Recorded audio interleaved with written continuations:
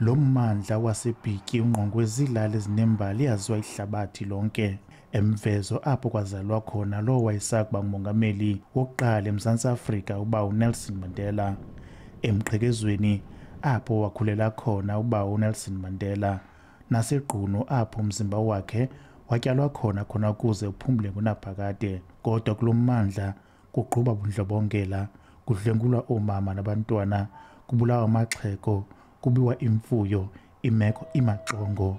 Isiganeko sakamva nje sokubulawa kwamalungu asixhenxe ezilile senza abantu balapha baphile ubomi bentshontsho.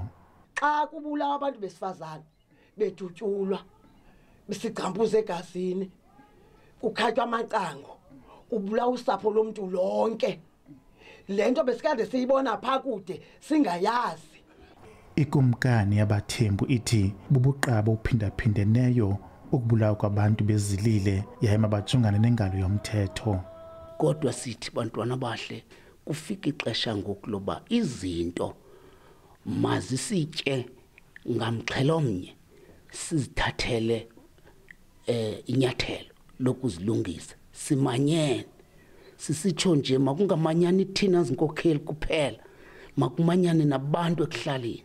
Abahlolokazi nabantwana abakhokhele amakhaya abo baba ngamaxhoba okudlwengula apha. Bambi babo bayibophe imithwalo yabo yamifutshane bawasingela amakhaya abo.